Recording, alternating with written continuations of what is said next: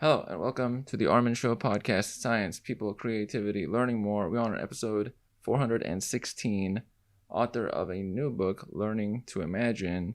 I have my guest today, Professor Andrew Shtulman, psychology at Occidental College. Andrew, welcome to the show. Thank you for having me. I'm very glad to have you on. This is our second time around. I believe you're on episode 371 or similar about your previous book, Science Blind. Wonderful as well. You have a new book out. Now, this book came out this year. It's about imagination. Before we get into the book, is there any connection between Science Blind and your current book? Well, Science Blind's about intuition, and the new book's about imagination. I mean, they're both cognitive processes. Intuition is the first thought response that comes to mind, and the focus of that book was on how our intuitive theories contrast with scientific theories. So the way we think about natural phenomena.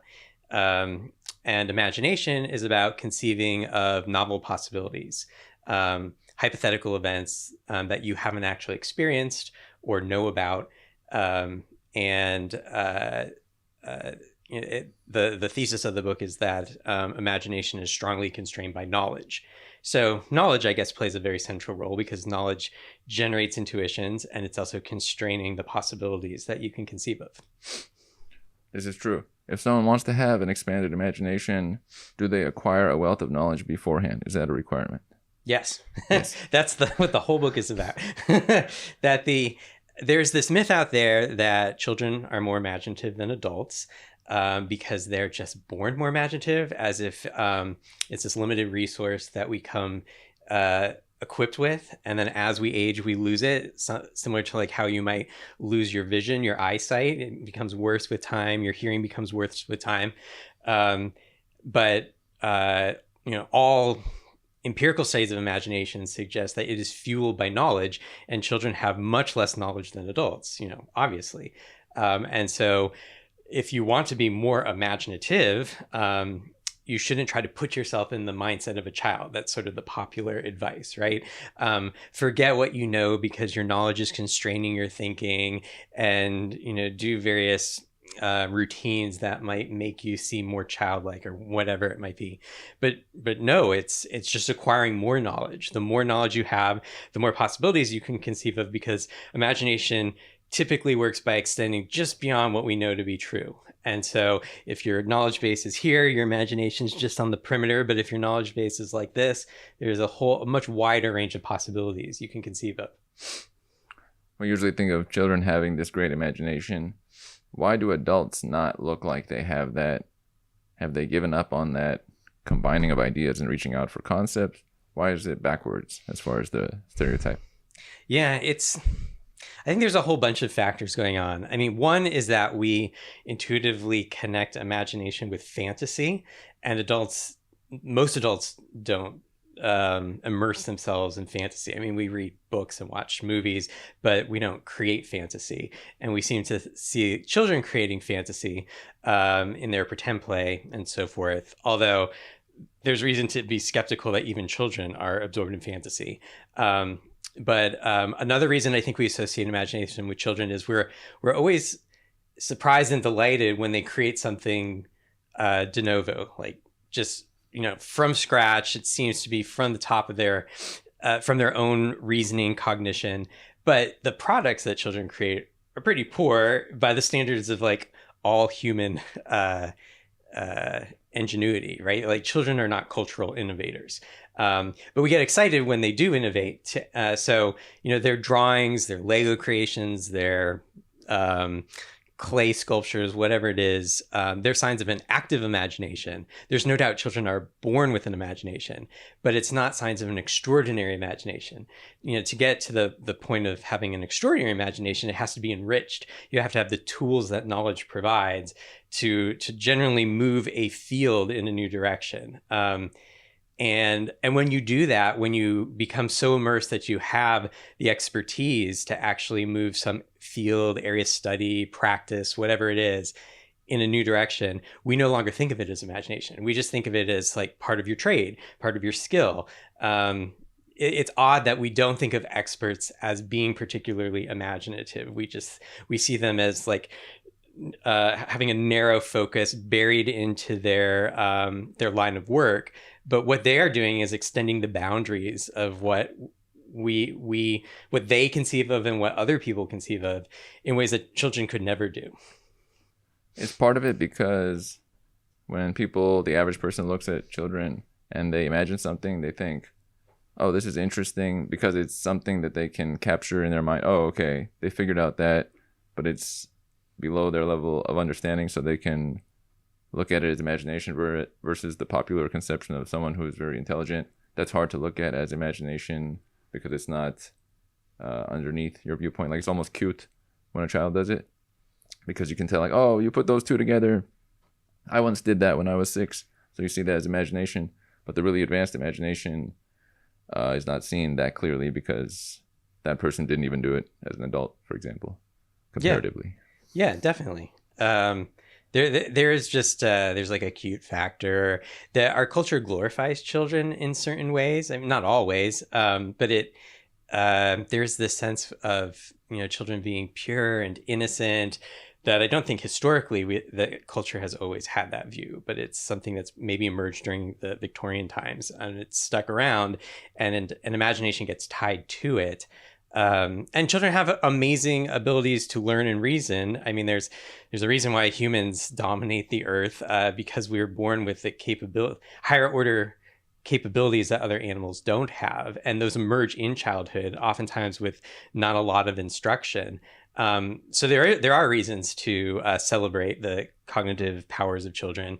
It's just that, you know, when we're thinking about new possibilities, children are not wonderful at generating those. We all generate new possibilities for ourselves, and that is kind of a tension in the book, that knowledge is always expanding our own imaginations, but oftentimes not in a way that hasn't already happened in humanity. You know, so there's a difference between creativity with a big C and a little c. Every time we learn something new, it enables us to be a little bit more creative, but probably in a personally creative way rather than having some breakthrough that no one has had before.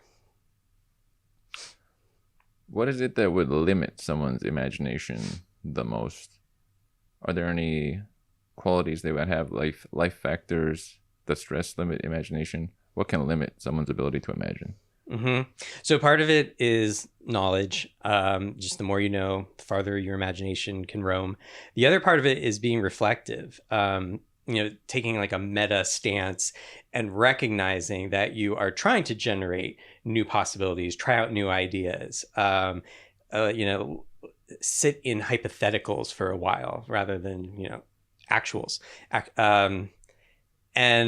And I think that's a skill that can be developed. Also developed with education, though. I mean, along with learning like content-specific information, education helps us think more abstractly and more hypothetically and be more reflective. So they go hand in hand. But that does seem to be where individual differences come into play more, the reflective element. Because we're all using our imagination all the time in the sense of contemplating situations beyond the here and now, like thinking about what I'm going to eat for lunch in the future, or what I might have said differently in a conversation that just happened. You know, that to do that, we're using imagination, but imagination naturally tweaks what we know to be true or experiences that we have had, as opposed to extending several steps beyond what we know to be true. So that the disposition to do that at will, to rather than just think of like subtle counterfactuals, but think of dramatically different counterfactuals. I think that's something that varies from person to person. I noticed you mentioned counterfactuals in the book. If there is a person that is imagining a different kind of future or ways things could have differently occurred, is it good to reach way outside of what has occurred? Or do you want to go slightly distant from what appears to happen or what has happened before? Which one can expand your imagination more? There's going to be risk the further you roam from what you know to be true. like if if I'm contemplating how a conversation could have gone more smoothly, I might tweak small things about, what I mentioned or didn't mention or where the conversation took place. I wouldn't, if you go dramatic changes like, oh, maybe I should have taken off my clothes, or maybe we should have had our conversation underwater or something like that. That's probably not going to be productive, right? Like that's probably lead to, a worse outcome. So the small tweaks ensure that the possibilities you're contemplating are going to be accurate or helpful or useful. The larger tweaks, they could be helpful, useful, whatever, but there's you're walking on thin ice at that point, which is probably why imagination is all about close counterfactuals. Staying within the range there. Mm-hmm. It's kind of like the improvement range. If something is a little bit above or a little bit below where you are, that's where you'll learn. But if it's too far out, it's distant, you don't actually pick up on anything from that. It has to be within your, standard deviation from where you are right now. Mm-hmm. Is it useful to imagine the future versus the past? Which of those is valuable to apply imagination to? Because the past is already done, but you can look at how it goes differently, and the future is not done. There's more room for it, but you don't have any guaranteed items there, whereas the past is fixed in emotion. In the book, I specifically try to steer clear of episodic imagination, which is, at least for thinking about your own life, about past and future events, because I want to instead focus on semantic imagination, like conceptual imagination, possibilities that anyone could potentially contemplate that aren't specific to your history or whatnot. But that being said, there probably is some conceptual value about thinking about future events that potentially anyone could participate in or benefit from. Like, how do we solve climate change? And I mean, there's probably interesting connections between thinking about how we got to where we are with climate change being a problem and how we can solve it in the future. There's a lot of value added by studying the history of the climate of the planet, because of course, the climate has been much hotter in the past, but why and what kinds of consequences did that climate wreak on the life that was around? So thinking about those natural fluctuations can help us think about curtailing the fluctuations in the future. I don't know if there's an obvious answer to one being future oriented or past oriented is better. Makes sense. Sometimes I think about how both they link quite well, because an item from the past makes its way into the future item, and you don't see it until the future item is now maybe a past item, and you're like, wait a minute, there was a link there again. And it becomes a little bit more clear. I've never seen something that's just completely not related to the prior happenings, which connects to the determinism, or Robert Sapolsky's book on that a little bit. Interesting one there. Now, in science, one of the categories you cover in the book, how does imagination apply at the most advanced categories? What are people doing to expand fields? How does imagination apply to that? Yeah. So if I can back up for a moment, the book is structured into 3 parts that are all about different ways of expanding imagination. The first part is expanding imagination by examples, like certain facts that you didn't realize were true, that transport you to this new area of possibilities beyond what your past experiences have allowed for. And then the second part of the book is about expanding imagination by principle, and that's where the science part falls in, where rather than it being an isolated fact or an isolated concept, it's a whole principle, like a regularity or a law or something like that, that's generative and allows you to carve new paths into the landscape of possibility. And then the last part is about expanding imagination by models, which is thinking about a full-fledged alternative to reality and tinkering with that alternative with the purpose of learning more about reality itself. So I think that it's pretty clear that principles and models are more useful than isolated facts. I think maybe we expand our imagination most often by hearing these isolated facts where someone tells you, when you're a child, people have been to the moon, and like that possibility is mind blowing. Like, how could that happen? And then the challenge for imagination is somehow figuring that out. How was it that terrestrial beings made it to the moon, and learning more about the pathway from here to there.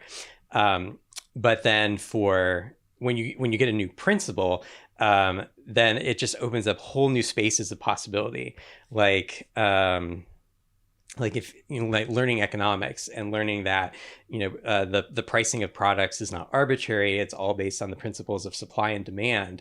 That just changes your whole way of thinking about the marketplace, and your role in it as a buyer and a seller. It not only opens up new possibilities in many ways, it reorganizes the whole landscape of possibilities. And so science is just full of these kinds of principles. I mean, the gold standard in scientific discovery and also learning science, science education, are abstract causal mechanisms. Mechanisms like natural selection or inertia, or I don't know, plate tectonics. These sorts of principles suddenly make sense of all these isolated facts you might know, isolated observations. Like, as soon as you understand evolution by natural selection, adaptation is all unified. Like, there's this single driving force that has responsible for how it is that all the organisms of the planet are exquisitely adapted to their specific niches. And you can start making predictions about how, if the environment changes in a particular way, how will the organisms adapt? And you can explain unusual adaptations that didn't seem to make sense, like the tail of the peacock.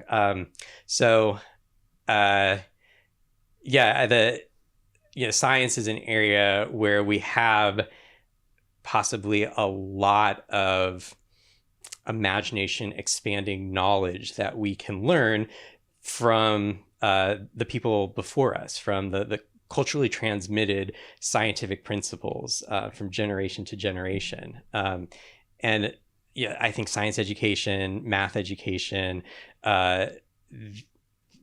those forms of education might be some of the most productive ways of expanding imagination, because beyond just learning a handful of isolated facts, you've got these principles that are just reorganizing the landscape of possibility one after the next. There's something to imagination in science.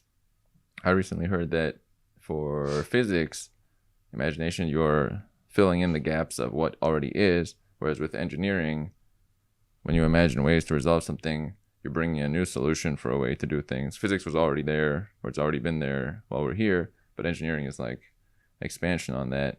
Does imagination, is there a best place for imagination to go, or is it in every single category? Is there any categories where imagination doesn't have much value? No, I don't think so. I mean, in some ways, imagination is just everything. That was the challenge of writing the book. One challenge is just that people use the word to refer to lots of stuff. So I was trying to carve out a specific sense that I meant to explore, which is, as I mentioned, like conceptual possibilities. But there's so much cognitive activity that we engage in that's beyond just processing information that's right in front of us. And all of that requires imaginative capabilities. So I think that you might analyze a particular area as less imaginative than another, but I think that analysis will just depend on what you're linking imagination to. Maybe your thought is like some areas are more likely to lead to like changes in human activities than other areas. Sure, but that doesn't mean that one is necessarily more imaginative than the other. It's just that the outcomes are different, and maybe that's good. But Yeah, I wouldn't want to make claims that there's certain areas of knowledge or certain vocations where imagination is more useful or more central. Now, you mentioned science. How about in the category of math? What makes the most imaginative mathematicians that come up with new formulas that push us a little bit forward? What are some qualities that they might have? Well, so there's the knowledge piece and the reflection piece. I think probably something that we undervalue is cross-domain fertilization. So not only being an expert in your particular area, but knowing a fair amount about related areas, allied areas, because that's where a lot of the insights happen. You make these connections across seemingly different domains of knowledge, and that leads to a new possibility that no one's considered before. Because as everyone in a field accumulates the same database of knowledge, they're going to have similar thoughts. It's going to lead people to explore a similar range of possibilities. But if you know something about field B, that's going to help you conceive of a possibility within field A that no one else has. The tricky thing though is you just never know when that extra domain of knowledge is going to be useful. Quite often it won't be useful. It will lead to false analogies or unproductive connections. And so that's more of, and ends up being much more of a trial and error situation. But it goes back to like the main point of the book, which is that, again, if you want to be more imaginative in your own personal pursuits, especially your professional pursuits, you shouldn't try to simulate the mindset of a child. You should just learn something new. You should, beyond just what the field has already laid out as the proper domain of knowledge for that field. A lot of the groundbreaking work happens at the connection between other fields that no one has explored before. There's a real power to, you have your base in a category, but you're able to successfully bring something from outside into your category. And it had nothing to do with, maybe people were working on things here for a while, but it really was something from way out there brought in that can be the big game changer. So it's like a different kind of competition because you're not competing within your category. It's competing to reach out for more in a way. Mm-hmm. Yeah, definitely. It's like an expanded framework. Right.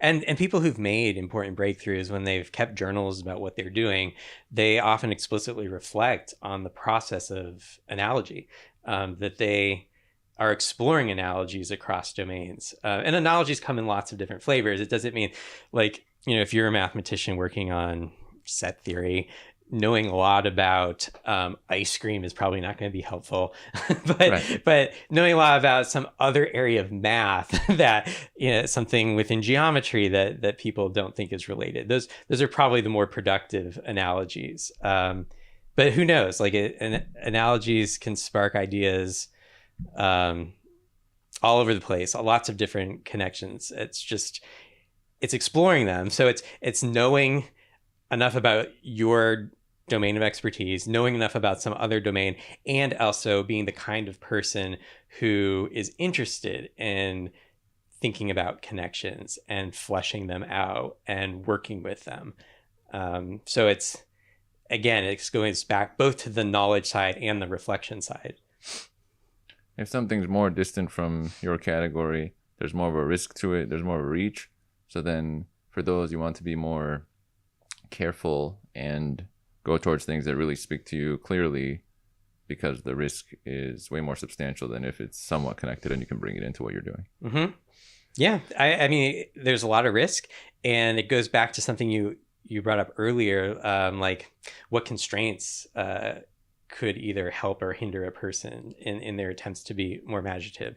And the way that, say, like modern academic research works is that the constraints tend to focus you in on just your own narrow area of expertise. You don't have a lot of room for hypotheticals because you have to be productive. There's there's incentives that lead people to forego that kind of reflective activity that could lead to a breakthrough, because it is risky and it takes a lot of time and a lot of different possibilities considered before you hit on one that's generally useful. And so, a lot of breakthroughs historically came from people who had the luxury of taking time because they were supported by wealthy donors, or they themselves were independently wealthy. They weren't working in like the modern industry job or the modern university job, which expects a lot of productivity and a lot of like incremental change. It requires a long period of effort somewhere beforehand by somebody, so they get to a period that things have been consolidated, and then you on top of that expand. It's like an expansion period on top of that, but you can't get to that period unless you have some solid base there, or there's time to do that. It's like time to play, but not at like the level of a child, because they're playing but not with the advanced base. Right. What children do when they're playing is that they tend to be practicing the roles and skills of the adult world. They're just trying to learn to be competent adults. It's not, yes, there's like an element of novelty and fantasy to what they're doing, but it's not playing with ideas like the expert does. Right. It's a very strong difference there. And so the real advanced item is adults having a level of play and then expanding where humans can understand. Mm-hmm. Yeah, that's an interesting one. Now, you have 3 sections of the book. The second section is about science and math and how imagination applies, and other. The third section, I don't know if it's in the third section, but you have also religion and ethics. So how does imagination apply to religion and how it is viewed? Mm-hmm. Yeah, so the section on expanding imagination by model includes pretense, fiction, and religion, because in all of those kinds of activities, you are creating some kind of alternate reality that you explore very thoroughly. With religion, it's a little weird because people who are religious don't think of like the metaphysical plane as an alternative to reality. They think it is part of reality. It's just a part that we don't sense in a everyday direct way through normal observation. But even there's still much that can be learned by learning about religions that you don't subscribe to, by thinking about, how does this religion carve up the world in terms of its origins, in terms of the primary forces at play. And it gives us a different sense of like human existence, meaning, purpose, that sort of thing. And in each of these chapters, the focus is on this contrast between what experts in a domain think about and how they're able to imagine the domain more expansively than novices, and the novices oftentimes are children. And so in the chapter on religion, the focus is on how when children first learn about religious ideas, they interpret them in a very concrete way that's not at all what the theologians mean by those same ideas. So like Western religions, especially Christianity, have these divine beings that are immortal and omnipotent and invisible to the human eye, and these places like heaven and hell that exist outside of space and time. But children interpret all this as like the divine beings are just glorified human beings. They're just sort of superhumans, and heaven and hell are concrete places you go when you die, that aren't that much different from Earth. The attempts to models can expand imagination if you like fully engage with them, but oftentimes our initial take on the model is going to be constrained by how we understand reality, what happens to be true, at least what we know to be true. And there's a lot of people, religious people, who never really extend beyond a concrete interpretation of religious theologies. They're perfectly happy to think of God as a superhuman, and to think of heaven and hell as actual places. Whereas, there's a whole variety, and then you have people on the opposite side of things that think about all those ideas in a much more abstract way. So it's not quite the same as like the chapter on science where there's a correct answer and an incorrect answer. It's just, you can see that theologies are a form of knowledge that has the power to expand our imagination. In this case, our imagination about metaphysical possibilities. And some people fully engage with those theologies and other people don't, especially not children. True. The children have, they come from a blank view usually. Yeah, I mean, it's weird. Like there's some people who think that religious ideas are sort of natural to children. Like they intuitively understand souls as being different from bodies, and heaven and hell as being like different places that you end up, and like intuitively understand what God is. But when you actually do controlled studies, clinical interviews, tasks where they have to make specific kinds of judgments, you find that they think about all these things in very concrete terms. It's like they're thinking about all these religious entities as if they were the goings on of a town just, in another country. Perspective there. Interesting one. And then in the category of ethics, do we want to imagine different ways to be ethical? Where does imagination play into the ethical landscape? Mm-hmm. So the ethics chapter falls into the section about expanding imagination by principles, with the idea that certain ethical principles open up new moral landscapes. And again, if you start with children and you look at how what children's moral landscape looks like, it's very different from the landscape of educated adults. So for instance, children initially conflate bad and wrong. They think that if an act has bad outcomes, then it's wrong. Whereas adults tend to differentiate the outcomes of an action from the intentions of the actors. And so you could do something with good intentions that happens to have bad outcomes, or you could do something with bad intentions that happens to have good outcomes. So, by making this principled distinction between harm and intentions, adults think about the morality of interpersonal activities very differently than kids do. Another place where kids have a conflated early view is in thinking about equality and equity. Like they conflate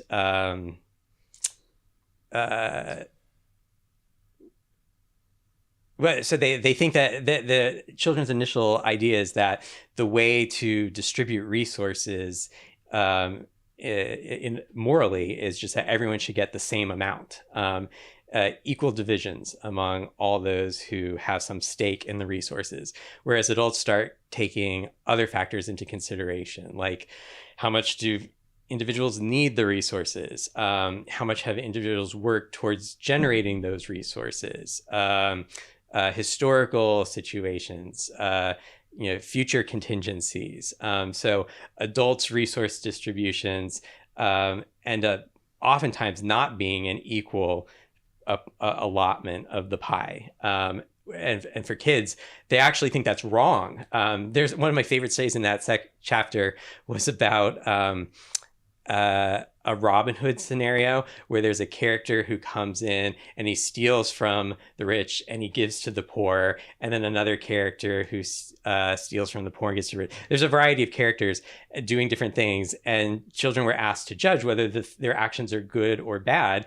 And young children tend to say that the Robin Hood character is bad, that you shouldn't take things from other people, and that they just don't have this this general sense of fairness that extends beyond equal allocation of resources.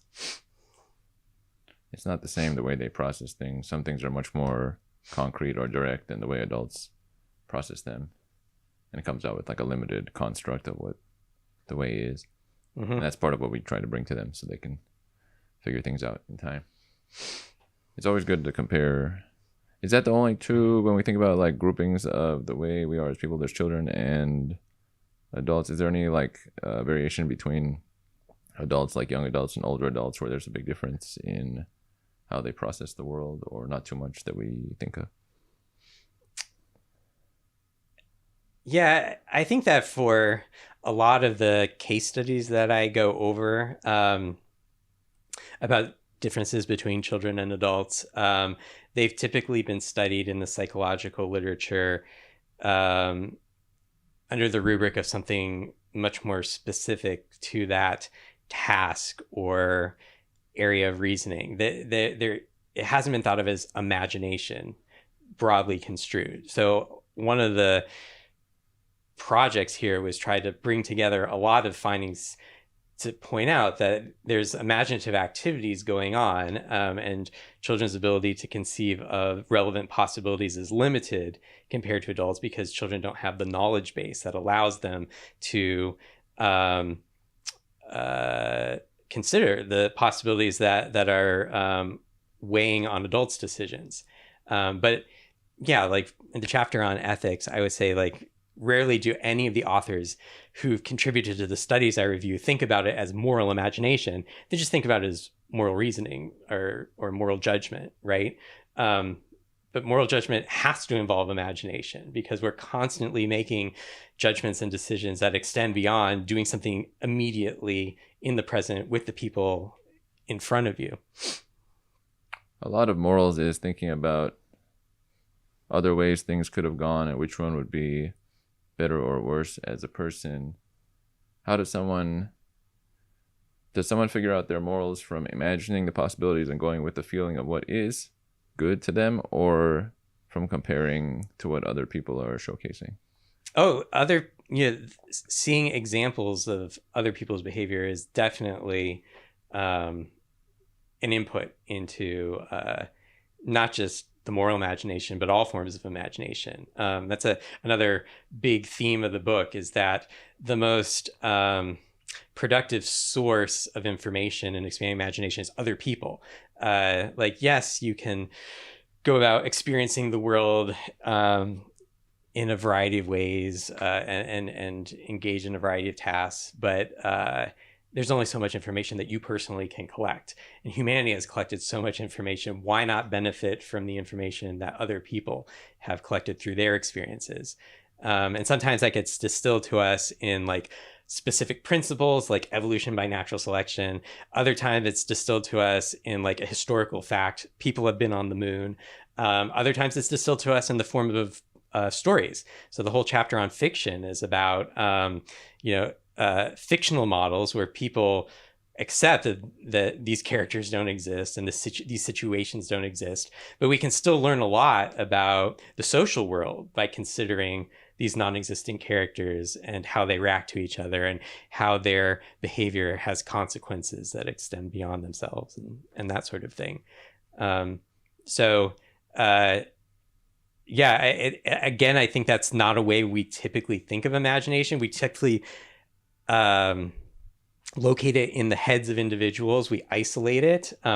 We especially locate in the heads of children.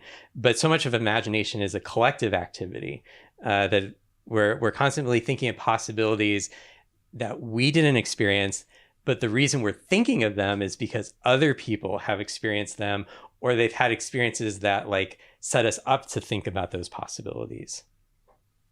It's a nice way to think about fiction, as it's not directly you're seeing what happened to somebody, but it's a representation that's put out of what could reasonably happen to that individual or that group in a made-up form. So it's partially like you're connecting with outside examples of what could be or what is. Mm-hmm. That's a nice feature. And then nonfiction is just directly what has occurred. It's nice to expand our framework that way. It's an interesting one. What is it that, do you think of certain people right now as some of the most imaginative people on the planet? Is there anything that comes to mind as that? I think that people want like a magic bullet, like this is the recipe for being imaginative, and thus you will end up being, it will bring wealth and fame because the ideas you generate will change industries and humanity. But I think a lot of it is just luck, right? There's like going back to like cross-domain fertilization. There's hundreds, if not thousands, of people working on particular fields, working within particular fields, and some subset of them are actively pursuing analogies with other fields, other areas of study, and then only a subset of those will hit upon an idea that works, that actually is useful to whatever vocation they're in. So it's just going to be a numbers game. That the humans are born with imagination. There's a bunch of us who are enriching that imagination with knowledge and reflection. But even those people who are well prepared to make discoveries oftentimes won't, because they'll just be exploring a space of possibilities that's not fruitful. And someone else will happen to hit upon a fruitful possibility. So I think that if you start with people who have made these groundbreaking discoveries and try to figure out like what's special about them, I think that can be misleading, because I think that they just happen to hit upon a possibility that someone else probably would have if they hadn't existed, right? This is a great point. It's like the path. Some people have described that where they said, don't follow my path because it won't even work like mine if you did exactly what I did at that time or that time frame. It'll be different in your circumstance. You can only look at some of the principles or concepts they applied along their way, but to do the exact same things, even as they did it as closely as you can, will not function as they did. I even made a clip about this recently where I was talking about impersonation says this because people become an impersonator and they work really hard to look similar to the person, and even working hard, some of them look similar, but it's not the person. And that's a person that has already the same behaviors and mannerisms and is trying really hard to be similar to that, and they can't do it. So to try and mimic somebody's life path with also different variables and timing for how things are now, and you're not the same person and the same potential opportunities that showed up, there's no way to match it. So all you can do is just pick up on some of the principles and try it with your own imaginative force moving forward. Yeah. I mean, I do think that this perspective of thinking about imagination as being inherently tied to knowledge, and so we should strive to learn more, know more, be reflective about your knowledge, even though it's not a recipe for success, because you never know whether the possibilities you're exploring will work out for you. I think it does suggest that there's a recipe for failure, which is to go the route that a lot of like popular advice suggests, which is, do this kind of like spiritual habit-based way of being imaginative, like a lot of free association and like constantly trying to think at different scales, small to big, big to small. Like, I don't know, that you can find books of advice that give you lots of generic tips on how to be imaginative, but they're not going to work because they're not grounded in knowledge. Like it's the specific details of the knowledge that lead you to the right possibilities. Just these generic practices are not helpful. Like if that person doesn't have the knowledge, but they do some free association, it's like they're not really working with a base there, and they might do some free association, but it's kind of like moving around food on a plate. Yeah. I mean, I think a lot of these kinds of activities that people subscribe are similar to the kinds of things you might see kids doing. But then again, kids are not culturally innovative. They are innovative for themselves, but they're not pushing any field forward. That's true. They're just moving a race car. And that was the exciting part of the day. Yeah. My car went from here to here. Did you imagine that? Yes, I did. Did that change humanity? No. Yeah. No, I didn't. Right. I have two last questions here. One of them, are there any people that got you into thinking about imagination in the first place, or is this a self-thought of concept that you're exploring? Oh, well, it's got to be other people, right?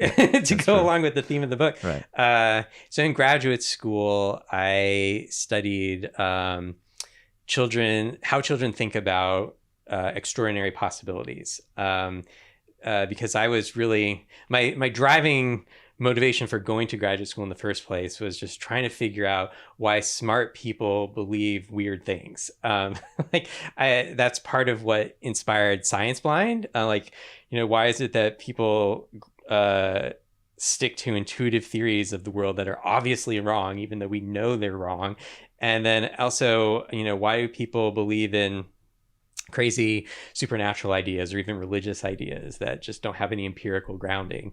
And so I thought, well, one place we can look is that maybe there's, as children, we have trouble differentiating, things that could actually happen, that are truly possible, from things that are truly impossible. And the starting point was just this popular view that kids think anything is possible. So I thought, well, we would document this generic view of just not being good at differentiating genuine possibilities from impossibilities. And then with age, you'd get some insight into how they are narrowing in on real possibilities. But it was the exact opposite that I found, which is that kids tend to think that very little is possible. They not only deny the possibility of truly impossible things like walking on water, walking through a wall, but they also deny the possibilities of just merely improbable things like making pickle flavored ice cream or owning a zebra for a pet. So if it extends too far beyond their own limited realm of experience, either personal experience or what they know to be true just from what they've learned about the world, then they say it's impossible. And so that was the first inkling that, children's imagination is not what it's cracked up to be. And, as I continued doing this research and also learned more about allied fields, like how children think about fictional events, how children think about what's another good example? Counterfactuals. Then I started noticing this common pattern that across all these tasks that are ostensibly different, kids are showing more impoverished imaginations than adults, or usually it's among different age groups. So like the youngest kids perform much worse than the older kids, in a way that suggests that they're just not thinking beyond their limited database of experience. So yeah, I mean, I have my own set of studies about possibility, but as I started branching out and looking at what other people have been studying, you see these commonalities. And so that was one of the points of the book, was to try to bring all these separate lines together and point out, like, kids' imagination is overblown. Across lots of tasks, lots of domains, we see that they actually are performing the opposite of what they should be performing. It's a good point when you see what it actually is. And my last question is, what is a message you would want people to take away from the book for their understanding?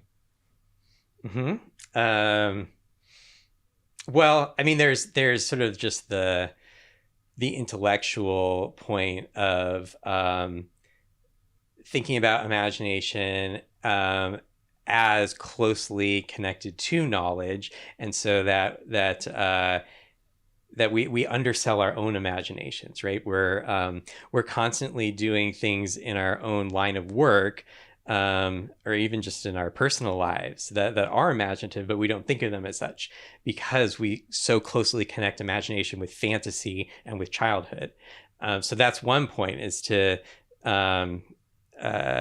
recognize the role that imagination is playing in the adult life. I guess another point is just to urge people to learn more, right? That if you feel like you're stuck in a rut, the way that you can sort of move forward and contemplate a new set of possibilities is not to pull back and try to simulate the mind space of a novice, a child, or just a novice in your area. Instead, acquire a new form of expertise, because it's you will branch out in directions that you haven't anticipated, and you're going to make connections you haven't anticipated.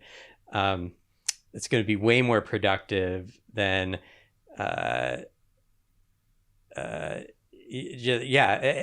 it's I guess part of the point of the book is that so many popular books just give people the wrong advice, right? Like they glorify, you know, the outsider, the novice. Like they're the people who, because they've not been polluted with the know-how of the field, they're going to make the big discoveries.